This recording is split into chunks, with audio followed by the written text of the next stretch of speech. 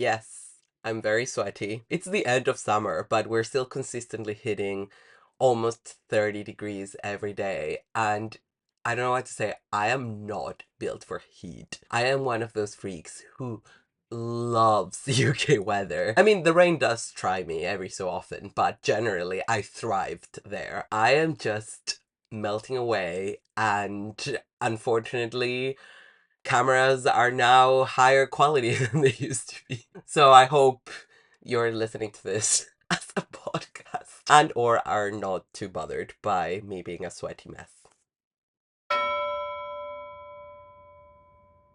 Hello everybody, this is Chaotic Bibliophile. I am Oliver, and welcome to a very special episode. I guess I thought about that because I am uploading this in lieu of a Tuesday Reads, but it's not Tuesday Reads at all. When I moved to London many years ago for the first time, I made this video, The Books She Carried. This was before I came out and transitioned. I explained, well, did I explain more like I mentioned and showed, and sometimes did explain a little bit about the books, hundreds of books, that I moved to London. Mind you, I didn't pay to have these shipped. These were brought on a carry-on and in between my clothes, in my checked luggage. So yeah, it was just a feat of love and muscle. This time around, I was not living in London for that long. I was just there for winter for 3 months, and yet I had accumulated books between books I left behind when I moved back in March last year, books that I acquired that I didn't take back in June, plus gifts, a lot of different things that I had here and there. I am planning to move back to the UK, but I don't know when that will happen because there's a visa process that will be in progress soon, and it could take any time between 3 months to a year. So, I just couldn't part with these books. I needed to bring them, and hopefully I'll read them all before I come back. But, I don't want to make any silly promises. But before we get to that, I just need to share this tiny thing that happened, which was I finished a book that I absolutely adored. You'll hear about it in my next Tuesday Reads. Again, contestant for top book of the year. And I was so absorbed by it that I entered in a kind of panic because I didn't have something lined up to read lying down, which means that all the books that I need to be reading are chunky books that I need to read sitting down. It's like, what am I going to read? I don't know what I'm in the mood for. Do I want more of this? Do I want something completely separate? Do I want fiction, non-fiction? I was completely at a loss. This is a novella role play by Clara Drummond, and this is translated from the Portuguese by Daniel Hahn. This is about a Brazilian socialite who is a bit of a fag hag, and that is all I know, but I'm really interested to see if it's any good.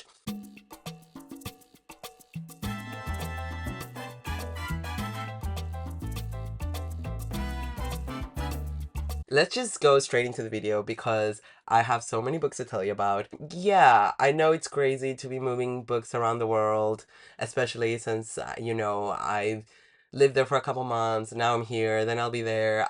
Just humor me, guys. Books are my life. I just don't know what else to say. There's really no excuse. It's madness, but it's my madness, okay? Some of these books you've already seen because I've hauled them in previous Tuesday Reads, so I'll try to fly past them more quickly. For example, Diarios by Acadio Espada, Dorothy Max Pryor's Sex is No Emergency, Adventures in a Post-Punk Wonderland. I read Pryor's previous memoir, and I really enjoyed it. What was it called? Like Road 69, I think. On top of that, these are like really beautiful books. They have loads of pictures, and physically as objects, they feel really nice. So when I saw this at a Barcelona bookshop, I was like, I have to have it. So I'm really excited for that. You saw this already, The Sound of a Wild Snake Eating. This will get read pretty soon. This was a present. I keep forgetting where I need to show the books. From It's a Proof that my friend Danny gave me. You've seen her around this channel loads. It's called How Queer Bookshops Changed the World by AJ West and will be out in May 2026. So I'm really looking forward to reading this quite soon as well and finally being on time for a release. I also have Trust by Hernan Díaz. I am so late to the party on this one. And this has received many mixed reviews. So I don't know if I'll love it or hate it. If it isn't living up to a high standard, I will definitely DNF. However, it is very supposedly like very meta and reflecting on narrative and journalism and telling the same story angles and by different people and narrators. So I am really interested, and it would be my first Hernan Diaz. I have a classic that I picked up in a charity shop, The Lifted Veil and Brother Jacob by George Eliot. I love, love, love Middlemarch, and I do want to read her other big significant books such as Mill on the Floss, Daniel Deronda. However, I just found this that I hadn't heard of, and it's about sort of art, and the role of the artists, and I can't wait to hear George Eliot's take on that. One of the last books that I got before coming back to Chile, and it's Men and Apparitions by Lynne Tillman, and it's blurred by George Saunders, which is a great sign for me. But also, I haven't read any Lynne Tillman. I know that this is about a photography anthropologist and it's queer. And it's all I know. But I know Tillman is a very sort of cerebral writer, but also satirical, kind of funny cipher book that I do mean to read really soon, which is why you see that.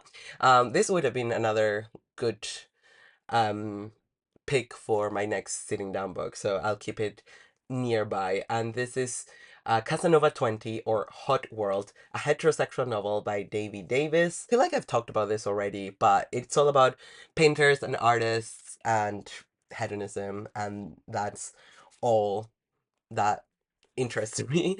Dilf, or Did I Leave Feminism? A Trans and or Feminist Manifesto by Jude, Ellison, S. Doyle. Again, I feel like I've talked about this, but it's a memoir about being a renowned feminist and then transitioned to live as a man. The implications of that. I'm really interested in trans masc feminism, obviously. Yeah. On a similar vein, but much more perhaps specific, it's this book that I found at the Museum of Contemporary Art of Barcelona, and it's Pedagogies of Travesti Liberation by Maria Clara Araújo dos Passos. This is translated from the Portuguese into English. Is there? Yeah, by Natalia Afonso. I'm just really excited. This obviously riffs on Freire's Pedagogy of the Oppressed. I'm really looking forward to reading it. I don't know a lot about Brazilian trans politics, even though Brazil was the first place I ever saw trans people out in the wild. For me, growing up, it was a place where I went sometimes with my parents, and on the streets, I saw visible queer people in a way that at that time I didn't see in Chile. So it's just very exciting. But also, I know that with all that visibility came so many struggles. Therefore, yeah, I just really, really want to know, and also obviously I'm interested in the applicability of their strategies for everywhere. Another book I picked up in Manchester, I picked it up at Queer Lit, which is a bookshop that moved to be housed in, I think, Social Refuge, which I mean, I am unclear about like if they are separate businesses that live in the same place, or but regardless, they are both queer and very community oriented, and they do events, and the bar slash cafe is fabulous. So if you're in Manchester, I highly recommend. And I picked, apart from the Lynne Tillman, I picked up their Roses for Hedon, our on queer hedonism and world making through pleasure by Prishita Maheshwari-Aplin. This is one of those 404 Inklings, which I'm devastated they are done with that series. I know all good things must come to an end, but it is a bit devastating.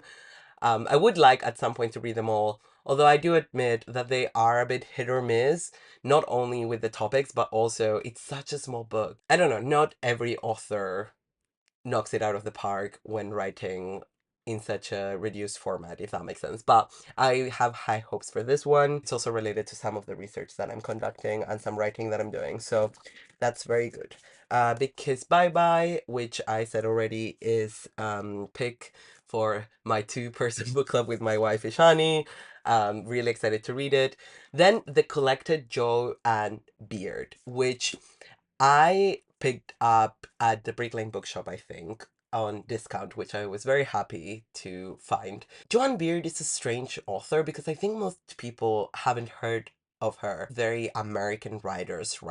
Certainly a lot of American authors cite her as inspiration. I just want to see what the hype is all about. I have very high hopes. I also brought back The Temple of the Golden Pavilion by Yukio Mishima. I already mentioned that this was a duplicate book, but this edition is much nicer, and I found it for around £3, so I could not say no. Sakina's Kiss by Vivek Shanbag. This was translated by Srinath Perur. I don't remember exactly what this is about, but I loved Gacha Gocha. In fact, I've actually read it several times because I always find it so interesting and fascinating. I love how he writes about family dynamics and relationships and money. It's very funny but very subtle as well. So I'm really looking forward to getting to this. Already also mentioned America Day by Day by Simone de Beauvoir and The Sound of Utopia, Musicians in the Time of Stalin by Michael Krillers. These all of these are translated, so let me see. So this one is translated from the Dutch by Jonathan Reeder, that is The Sound of Utopia, and the Simone de Beauvoir is translated from the French by Carol Kosman. I apologize for the chaos. It's just so hot in here. I also brought back North and South by Elisabeth Gaskell. I've been meaning to read this for ages. I've even seen the BBC adaptation. It's really good. It's finally time to read this book. This will be the year. Quick fire round of books I've already talked about. My Mother Laughs by Chantal Ackerman, translated from the French by Daniela Schreier. Also, Susan Faludi's In the Dark Room, which is a memoir I'm really, really excited to read. And Random Commentary by Dorothy Whipple, a collection of essays. Now on to some books in Spanish. A book about chess that my dad got for me in Spain because I am interested in chess. I can play. I can do a little bit of strategy. My dad was a competitive chess player. I don't think I would ever get to that level. However, I would like to be able to say, yes, I play chess. Let's have a go and be somewhat confident that my level is alright, if you see what I mean. Ocaso y Fascinación by Eva Baltasar. This has not been translated to English yet, and it's actually quite difficult to find even in Spanish. However, my lovely friend Anna got me a copy in Madrid, so I'm just excited. That is in the cards soon. Autobiography of My Dogs by Sandra Petrignani. This is translated from the Italian by Andres Catalan into Spanish. I will look up if it's translated into English, but this is a literary memoir. It talks a lot about literature as well as the author's dogs and romantic relationships, which is a great trifecta to read about, in my opinion. Reliquia by Paul Wash. Did I talk about this? This is translated from the Catalan by Unai Velasco into Spanish. I'm sure this hasn't been translated into English yet. However, Paul Gouache does have a novel that was fairly successful. Translated into English, I haven't read it yet. This is nonfiction. It's about his father who committed suicide and Paul sort of trying to connect with him, understand him better through other writers that also committed suicide. So it's a very bookish endeavor as well as a familial and memoristic one. Such a sweet spot for me. Journals, Keith Haring. I've already started reading these. They are amazing, so fun. Keith Haring is just such an interesting diarist. I mean, he was an interesting artist as well, but as a diarist, he oscillated between being very perfunctory, very this is what we did, this is what happened, and very philosophical, writing stuff that he saw or read or thought up. And so his journals are really fascinating to dive into, full of personality. Also, look at this beautiful Penguin Deluxe edition. I mean, I don't remember if I stole this story, so pardon me if I already did. I don't remember if I hold this. But basically, I saw this at the Contemporary Museum of Barcelona, no, Museum of Contemporary Art of Barcelona, with my friend Anna, who is from Barcelona. And we just randomly opened this at a page where he talked about liking Madrid but preferring Barcelona. And Anna said, "You have to get it." And yet I did not get it at the time because I was trying to be strict about my one book rule. And I got the Pedagogies of the Travesti liberation movement instead. But then at a different bookshop, I saw this book and I got it. So there you go. Trying to spread the support to as many indie bookshops as I can is basically what I'm doing. Two books that I had to get, and even though they're quite heavy, I had to lug back because they are nonfiction for the Booktube Prize. America, America, A New History of the New World by Greg Grandin. I wished this was out in paperback, alas. However, it's really interesting, so I really wanted a hard copy to get the most out of it.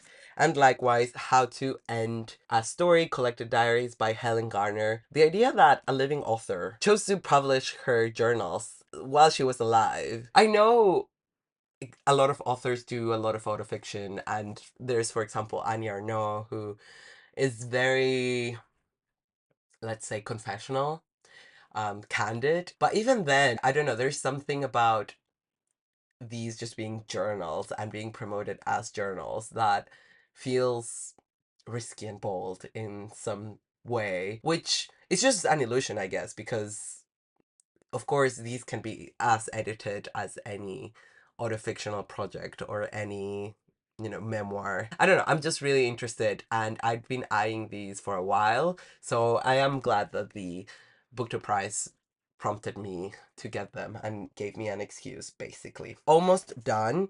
I did bring The Fire by Cecilia Sala, Voices of a Generation in Iran, Ukraine, and Afghanistan.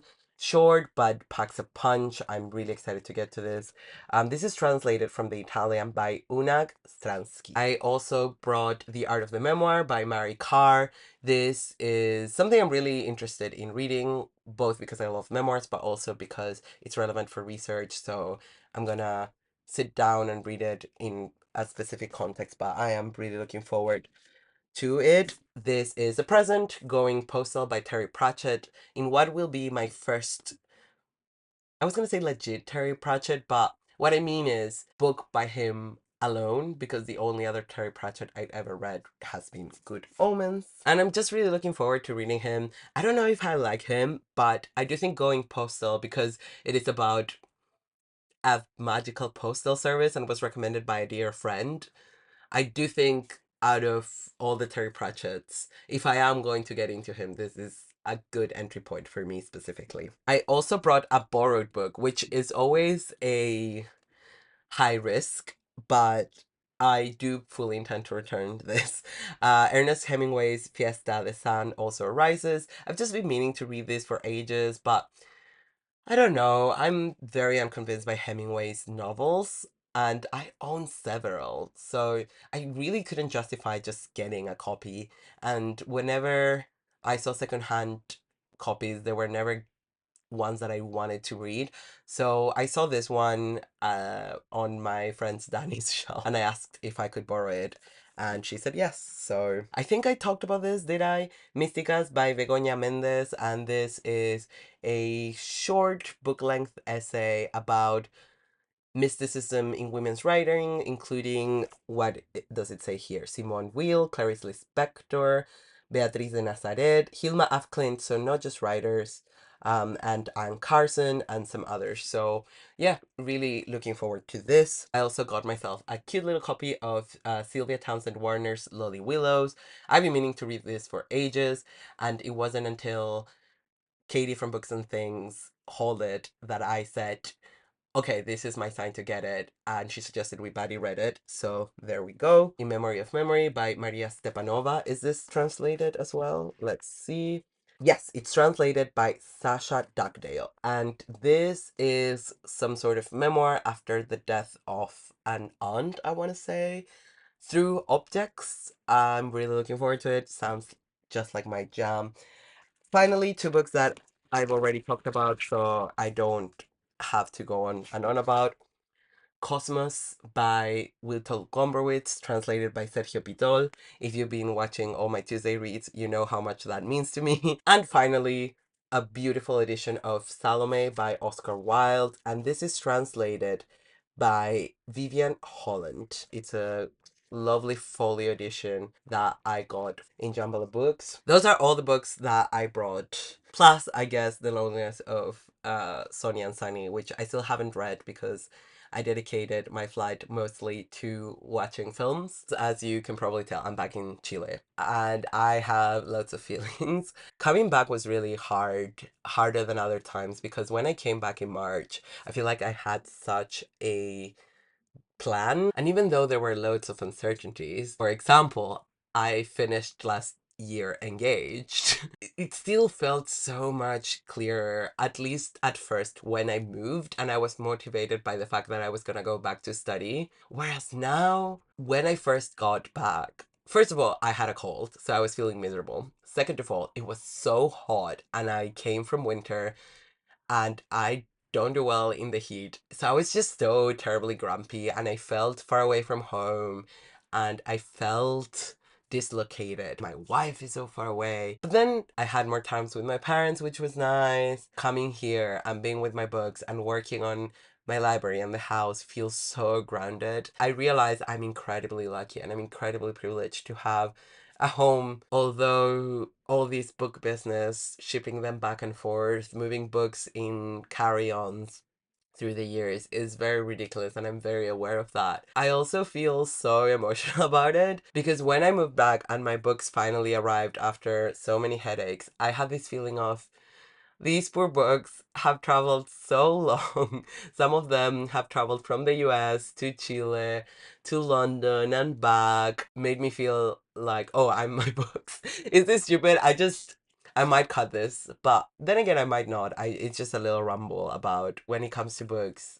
My book collection is just so important to me. It felt really good to have books waiting for me. It felt like, oh, I can settle and I can do this and I have these books to read and that will help me pass the time and I can do projects and it feels edifying. All of this to say thank you for being here because sharing the love of books is really important and carries me through many a hard time. If I think back to the year of the pandemic, for example, that I was so active on BookTube and that was so good for me because I had this whole network of people and I was participating in loads of readathons and projects. All of that is just so rich, and I am so, so lucky and so, so fortunate to be able to travel, to be able to share my love of books, to have worked in the book industry, and hopefully to come back to it. Yeah, it's just really nice and really grounding at a time where lots of things are up in the air. In Spanish, we have this saying, cada día su afán, which basically means to each day its own thing. That's it. I don't have any further conclusions. I will be back with an update of the books that I finished and then probably another special video, which I'm really, really excited to share with you. Will I ever do my top books? Yes, but not yet. I promise I'll start working on it soon. See you next time. Oh yeah, let me know what books of these do you want to read, have you read, etc. You will never believe, but I actually forgot two books. Whoops. I'm just gonna really quickly show you. One is The Spy Who Came In From the Cold by John Le Carre. I read his letters last year and I really loved them, so I wanted to read one of his fiction books. I got this secondhand from an Oxfam. I actually still remember precisely the Oxfam. It's the one in Victoria. It's really good. The Periodic Table by Primo Levi. Funny story. Well, this is translated by uh, Raymond Rosenthal with an essay by Philip Roth. I first became super interested in this book specifically because of Anne Goldstein. She translated the complete works of Primo Levi, And she's also the translator of Elena Ferrante. And I thought she did such an amazing job that I really wanted to read her translation of this book, which also sounds amazing. This is Reflections by Primo Levi, who is a Holocaust survivor on many experiences, but through the lens of the periodic table because he was a chemist by training. And I really wanted to read Anne Goldstein's translation. However, that translation is only available in the complete works so far, which is like a huge box set. And I was just not going to commit to that. I haven't read this author. I can't. You see what I mean? So I'm really looking forward to this. And if I love it, I might at some point invest in the whole box set. But yeah, I could have left it alone, but my brain is like, no, I said I was going to tell you about all the books that I brought. And I'm going to tell you about all the books that I brought. I need to open a window because I'm going to die. Bye.